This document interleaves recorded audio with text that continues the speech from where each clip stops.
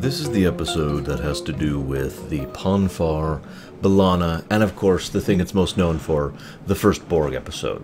I'll talk about that more in a moment. And someone's vacuuming at 11 at night. Anyways, this is going to sound weird for those of you who are watching this archived in the coming years and or decades. God willing, my videos will still be up on YouTube in the next 10 or 20 years or whatever. And I'll hopefully still be doing this job then. But I just want to mention that one thing that has been heavily criticized of this episode in this current era when I'm recording this is its supposedly anti-feminine message. In other words, the idea that B'Elanna is perceived as nothing more than an object to be used for the amusement of the males around her. Now, I'd like to go on record to say that I completely disagree with that, but the more I thought about it, the more I thought getting into the reasons and the whys and the wherefores didn't really seem worth it, with one exception, which we'll get into later. So I just felt like putting that boilerplate at the beginning of this, because I don't really feel like getting into a feminism debate on Voyager. Sorry. I mentioned this was the first Borg episode. I mentioned that because I actually was talking about this episode to a friend of mine who is a Voyager fan, and I was describing the events of the episode, and he was just looking at me weird. And then I was trying to mention something that would make him remember it, and finally I mentioned one thing that he was like, oh, of course! That was the first episode where the Borg showed up. For those of you who have not seen this episode, spoiler alert, literally in the last 30 seconds of the episode, the coda after the Tom and B'Elanna thing is Chakotay and Janeway go down to the planet and find a Borg corpse, which is whatever. And, you know, oh my god, it's a Borg! The end, right there. Which was exactly what was needed. I actually remember this episode coming out live for the first time when it came out, and I remember flipping out. I was like, oh my god, the Borg! The Borg! Because so many people had been anticipating the Borg finally showing up, because they're in the Delta Quadrant, and we've always known the Borg are in the Delta Quadrant thanks to TNG, and so we've literally just been waiting and waiting for when Voyager was finally going to approach the Borg problem. And I gotta be honest, of the various elements of this episode, that's probably what is most memorable for me too, a 30-second shot of a dead Borg. But I mentioned that to give it into contrast, not only for what it was like at the time for those of us who are watching this show live, but also to mention why the next episode failed, but we'll talk about that next week. So, I'm going to try not to raise my voice because my sister is sleeping at the moment, but this episode's kind of retarded. It's got some surprisingly good elements. When I sat down to rewatch it, I was like, oh god, this episode. And I was surprised at how much I enjoyed it.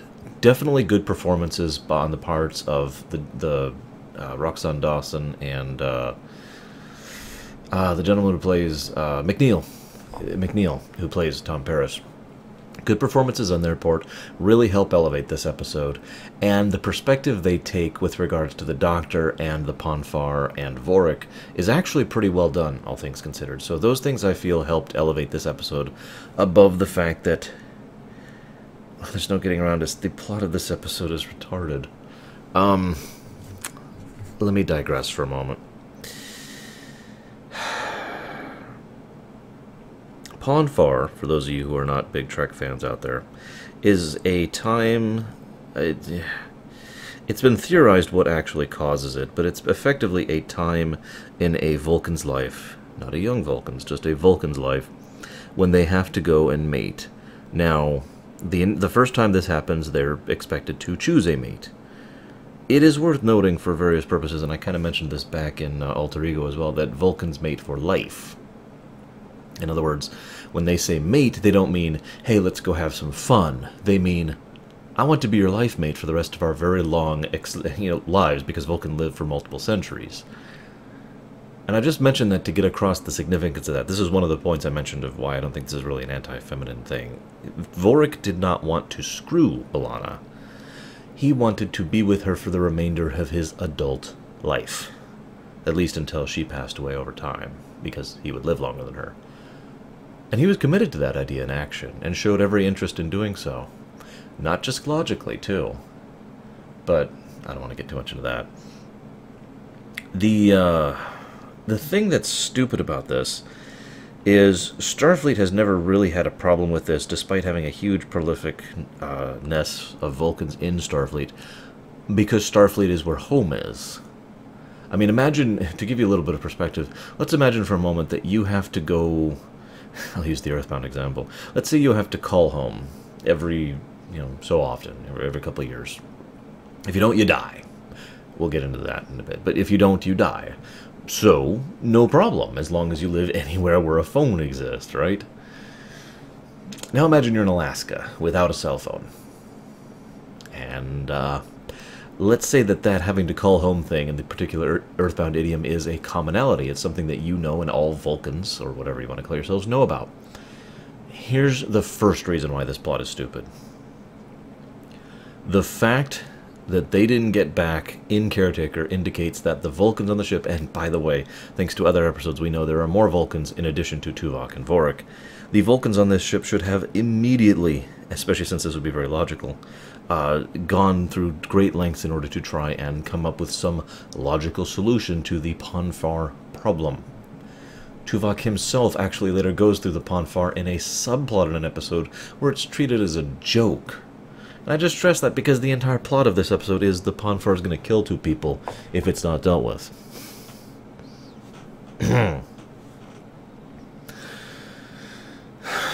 The second reason this plot is stupid is because the Ponfar infects a half-human, half-Klingon. For those of you who don't really get the Ponfar, most people believe the Ponfar is actually a natural evolutionary thing. To clarify, evolution does not mean mutation. A lot of people use evolution when they mean mutation. I'm looking at you, Pokemon. Evolution is a slow, gradual change over the course of generations that happens from one generation to the next to be that it happens as a result of the generation with the correct traits being the ones who survive and flourish, and therefore passing them on to the next generation. Pretty simple concept, actually, when you get down to it. Most Trek fans who like to theorize about things like the Ponfar, yes, I'm on the list. Go ahead, look at me weird if you want to. Look at the Ponfar and say, that is probably an evolutionary byproduct of what the Vulcans have done. Because the Vulcans have basically tried to stall evolution, and I mean societal and cultural evolution, thanks to their incredible mental discipline and self-control. I don't care what Enterprise says, we're just going to pretend that's not canon for a moment. And so as a result, every so often, their innate, intense, constant struggle of self-control reaches the point where it just fails. Now keep in mind, the Vulcan mind can self-lobotomize. We saw this actually back in Flashback. And we see, hell, even Spock's brain, which isn't even fully Vulcan, could self-lobotomize. It's a pretty common problem, actually. It has to do with the incredible amount of skill, discipline, and indeed a small amount of telepathic power that the Vulcans have. So it's perfectly logical, pardon me for the pun, that the Vulcan mind would be capable of basically killing itself if it did not meet certain prerogatives. Speaking of which, this is the third reason why this episode is stupid, the episode forgets the very concept it bases its entire plot on. For those of you who don't remember, the episode Amok Time, which I'm not going to talk about too much, but is basically, in my opinion, one of the best episodes of the original series, and gave us just about everything about Vulcans that we know to this day. The Amok Time made it very clear. There's choose a mate. Okay, sure. There's the ritual of combat, and there's the possibility of managing to work your way through it under certain circumstances. Here's the problem. The ritual of combat's actually to the death. That's actually kind of a crucial point. And indeed, that's the whole reason that was a problem back in Amok Time. It was arguably the central problem of the dilemma. I don't want to get too much into it because actually that episode was almost nothing about the Ponfar itself. But point being, I just mentioned this because the solution for this episode is to go ahead and have the 2 people who are experiencing the Ponfar fight each other, not to the death, which causes the blood fever to pass. Now, I've been bashing this episode a little bit here, so let me mention something in its favor. One of the things I love about Amok Time, arguably the biggest thing I love about Amok Time, is the examination of Captain Kirk and Commander Spock as characters. The people behind that, and their relationship one with another, and their caring one for another. Really watch that episode sometime. Kirk, a career officer who has been in Starfleet since he was basically a kid, is willing to risk a permanent blemish on his record in defying orders in order to keep things quiet about Spock. And I mention this specifically because it's not just about Spock's life. If Kirk turned to Admiralty and said, Spock's life is in danger because blah, blah, blah, blah, blah, then the Admiralty would say, oh, well, then go take care of it. Because, of course they would. But Kirk can't and doesn't do that because Spock's desire for privacy, the severity of how much this is an embarrassment to Spock is not lost on Kirk. And Kirk has sworn not to share of this to anyone. So Kirk is more willing to risk a permanent blemish on his career than to betray the trust of his friend. And Spock, later on the planet, pushes himself to such an incredible degree through nothing more than sheer force of will to try and argue on behalf of Kirk. To try and make sure that Kirk does not have to go through what he thinks is going to through, at a point in time which Spock shouldn't actually even be capable of speech because of how much his emotions are destroying him internally. I would be remiss, of course, if I didn't also mention the scene where Spock smiles for one of the only times in the original series at his utter exuberant joy at seeing Kirk again. I don't want to get too much into that episode. But the point is, the analyses and the discussion and the examination of those two characters is why I love Amok Time. I said this was going to be a positive thing. The one thing Blood Fever does correctly is it gives us really good performances and analysis of the two characters of B'Elanna and Tom. B'Elanna is someone... I've always said that you show things whether you want to or not. If you are hiding something, the method by which you are hiding it says volumes about what you're hiding and why you're hiding it, and you, for that matter. And in her case, if you are basically not in control of yourself, if you are deranged or drunk or anything like that, the method by which you express yourself and what you express yourself to do also speaks volumes about, you know, how you feel and what you feel and that sort of thing. And throughout the entire episode, really pay attention to what B'Elanna says and why. Roxanne Dawson puts a really good performance in. And you see in her someone who does have a genuine attachment to Tom Paris and who has constantly shied away from that, not because she's not attracted to them, not because she thinks it would be unprofessional, not because she's of any other reason than that she is scared of revealing herself to anyone, of opening herself up, of allowing herself to be vulnerable on that level. Because she, like Spock, is so ashamed and embarrassed of her true nature that she is willing to go through lengths and extremes just to hide it. And I love that scene right before the end, right before the Borg scene, where they're in the turbo lift, and Tom says, he always says the perfect things. I love Tom Paris. He says, I know, you were so scared of revealing your big, scary Klingon side to me. Well, I got to see that up close and personal, and I kind of liked it, and I wouldn't mind seeing more of it in the future. And then he just goes and says, resume thing, and of course she has her final line where she says, you be careful what you wish for. Obviously that was done to leave the door just a little bit open, because as I mentioned, they've been moving those two characters inch by inch, very slowly, very patiently together, so they have a natural relationship grow rather than just, they're together! So definite props for that. But the way he talks about that really cinches it for me. And speaking of which, Tom Paris. This episode really shows Tom Paris as he is, I think. I've said it before and I've said it again. Tom Paris is someone who is primarily guided by his ethics, by his own personal sense of morality. I've often compared him to Kirk for that. While he is willing to toe in the lines, he actually has a lot of self-discipline and a great deal of a very refined mind, you know, the ability to focus on a problem. Ultimately, all of that is subservient to his personal view of what is right and what is wrong. And he's down on there on the planet, and a woman he is not only physically attracted to, but intellectually attracted to, emotionally attracted to. This is a woman he wants a relationship with, not a screw buddy. And she is throwing herself at him, and he says no consistently up until the moment it becomes clear there is no other choice to save her life, at which point he submits to it because it will save her life. And this is the interesting thing for me. This is a B'Elanna episode, which also has a lot of examination, not only of the Vulcans, and has Tuvok in a major role, and has Vorik in a major role, and yet, what I pull away from this episode more than anything else is that this is an episode that examines Tom Paris. Lord knows we've seen a lot about Tom Paris, but this really shines the spotlight. When the chips are down, when the situation is severe, not only is he willing to be there for you, but he's willing to be there for you if he believes it is the right thing and not before. And I like that about that. I could extrapolate on this, but honestly, I feel there's not much else to share. And I really like that about this episode. Let's go back to my notes here.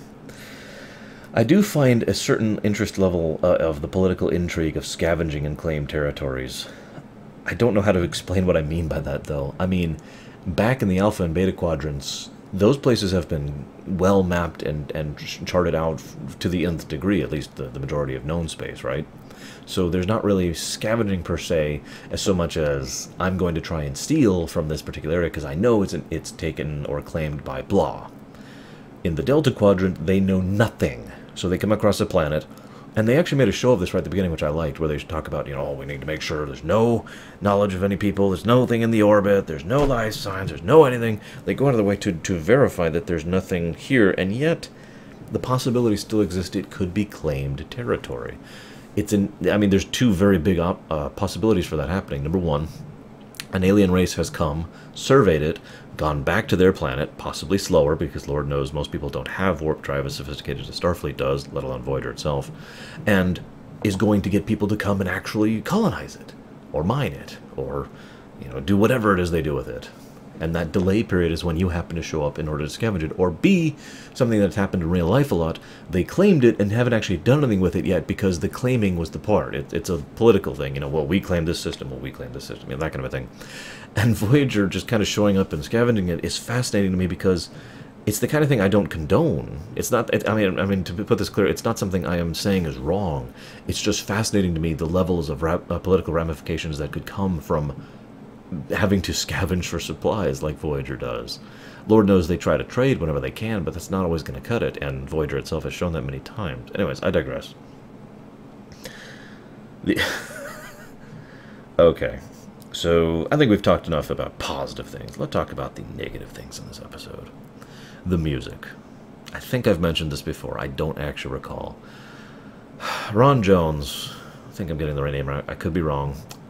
He was the gentleman who did all the music work from season 1, 2, and 3 of TNG, up to and including The Best of Both Worlds, for which he won an award for that because he's amazing and he does great work. He was a great composer.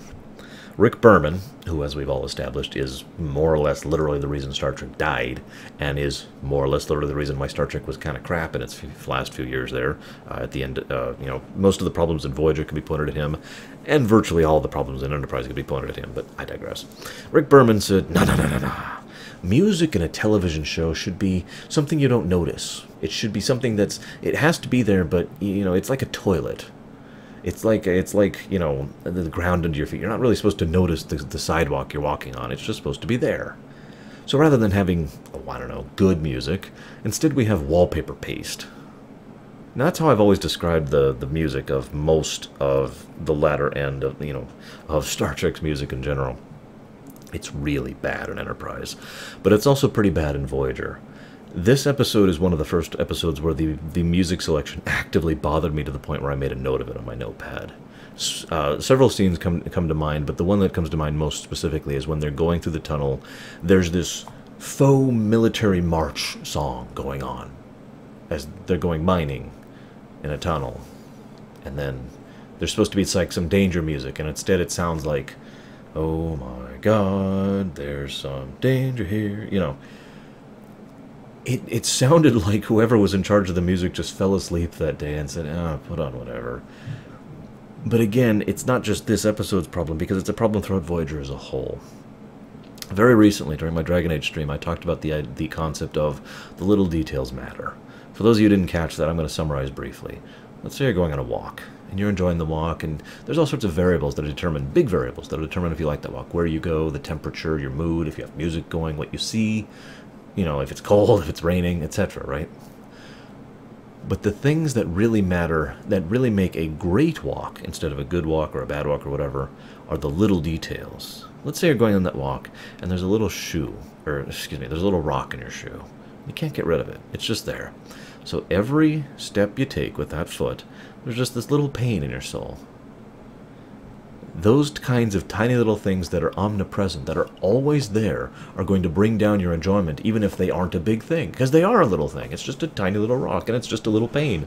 But it's consistent over and over and over again. I talked about this back in Basics, I'm almost positive. This is the problem with the music in a nutshell. It's always there, and it's always bad. Or at the very least, it's always bland. I'm actually going to make it a point from now on to point out when the music actually works, because it's just... You're poking at my soul here. Come on. The sole of my foot, not this sole. The other problem is the choreography problem. Or rather, the lack of choreography. Star Trek has generally not had choreography. There are exceptions, of course. But for the most part, when you see Star Trek people fight, and I've commented on this before, they always use the same moves. They do the... and they do the... and then they do the... I mean, I bet you could even picture them right now, just thinking about it in your head. This is not just exclusive to Voyager, by the way. But it was really prevalent in Voyager because virtually every scene ever that has a fight scene involves those same damn maneuvers. And I find myself wondering, wouldn't it be worth it to hire a choreographer just to do something? You don't have to do, you know, duel between Darth Maul and 2 other Jedi at the same time. You don't have to do the Phantom Menace awesome scene, Duel of the Fates here. Just something to vary it up so it's not always... I mean, just something. Anyways, I'm getting off topic. I like the idea of the Pon farr as a cultural aspect of Vulcans. I actually get why they keep it so quiet. Amok Time made it very clear why the Vulcans don't talk about that, why there's basically no medical data on that. Even though it would be logical to do so, the Vulcans themselves are not actually logical. They are constantly forcing themselves to be logical, but they are not innately and naturally logical, and something that is more important to them than the maintenance of that logic will supersede it. And in this case, that is their shame. Their shame that there's a part of themselves that they have never actually mastered or controlled, something that they are basically a slave to their own biology. And honestly, we human beings hate it when we are a slave to our own biology. Imagine what a Vulcan would feel about that. So I get that. I also like the idea, and Vorik himself talks about this and furthers this idea, that your first Pon farr and the first several Pon farrs you go through is supposed to be a time when you master it yourself. You are basically proving that you have the ability to be a Vulcan by successfully surpassing this trying time. And it's just a fascinating concept to me that I felt like commenting on. Just because this will be important later, and I kind of already mentioned this with regard to Alter Ego, the Doctor, at one point in time, Vorik says, she's not real, she's a hologram. And then the Doctor says, do you extend the same courtesy to me? Now that's a cheap tactic to make, and I almost guarantee you the Doctor was just making that defensively, because he tends to get very defensive about being called a hologram. You know, being the nature of his existence being called attention to, and I don't blame him for that. But I just feel like pointing out that the Doctor himself has defeated his own argument because he has created a temporary artificial hologram whose only purpose is to be screwed. I don't think the Doctor would do that if he felt that hologram was sentient and had rights. He was just trying to convince Vorik in a desperate situation. I only mention this for the sake of that argument, which again will come up later.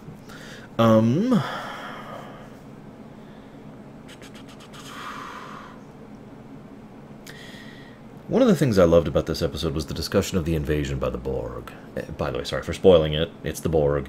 The invaders who came, they never even knew who they were. They conquered half the planet in an hour. And the survivors fled to the mines and they haven't been back out since. That was so evocative. It's one of the few parts of this episode that really shines for me. Because it's so little detail, and it's delivered kind of badly. The guest star did not do a great job. But the words themselves... They never even knew who their invader was. And the entire planet fell in an hour. Or, I mean, half a planet. You know what I mean. They fell in an hour. Their society, their civilization, their potentially spacefaring race, gone. Because the Borg decided they were worth consuming. That is very Borg, and just wonderfully indicative of how the Borg operate out here. It also makes sense to explain one of the reasons why so many races have not heard of the Borg. Not just because of the Expanse, as I mentioned back in Fair Trade, but because unless you are a sufficiently advanced race, you're not really going to have survivors who are capable of meeting other races to share the tales of what exactly defeated you. And a final note. If the Borg came to Earth, real Earth, here, now, and decided we were worth consuming, do you think we'd fare any better? Do you think we'd ever know who came after us? Do you think we'd survive, or they'd just let us live when they were done with us? Because I guarantee you they saw the ones who went into the mine. They just determined it wasn't worth the resources to get them. Because that's how the Borg think.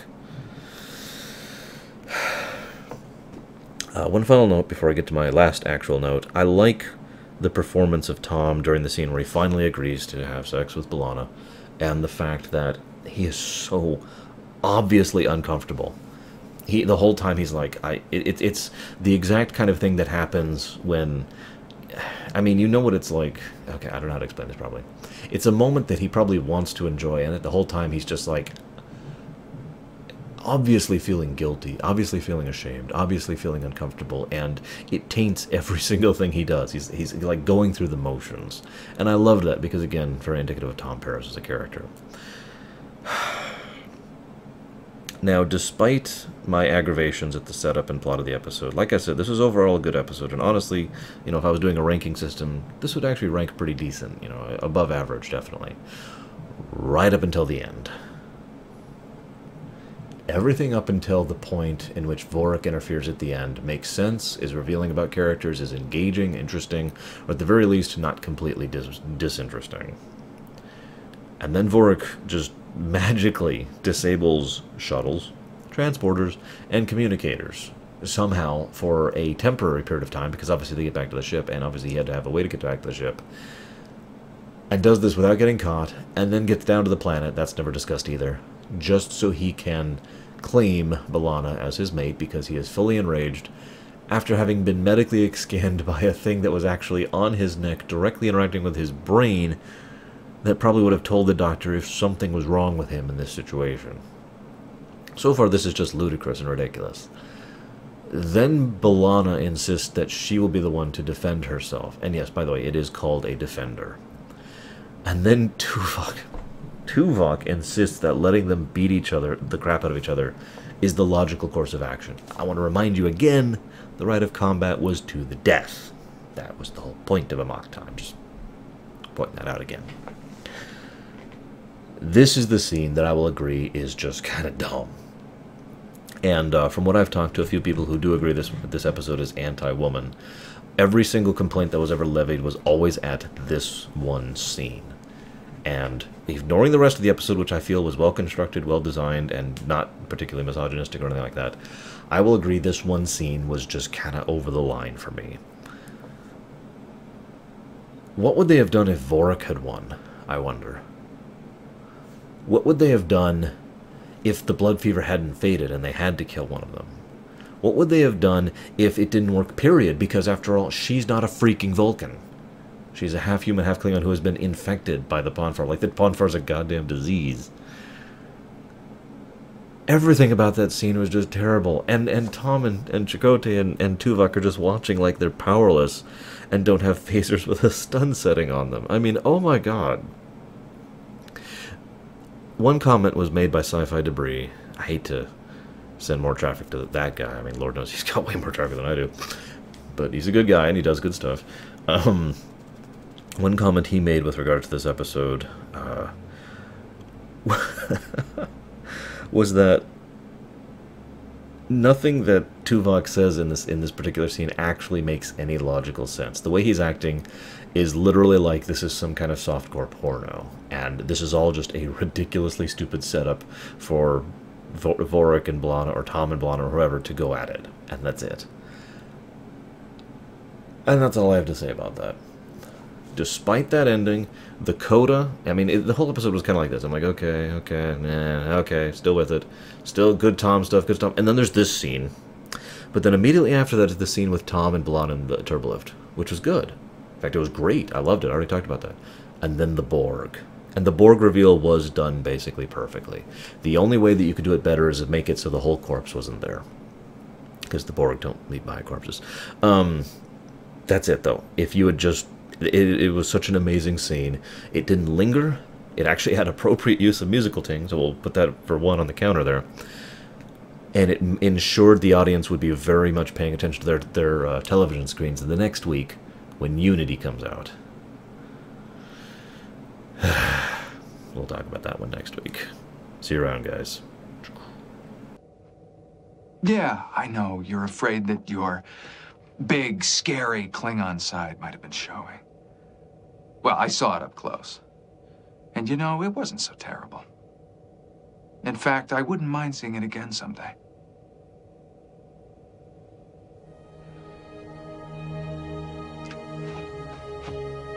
Computer. Resume.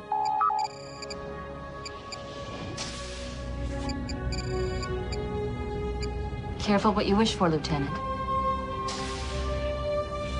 Your call sounded urgent. I think there's something you should see, Captain. We found this as we were clearing away the ruins.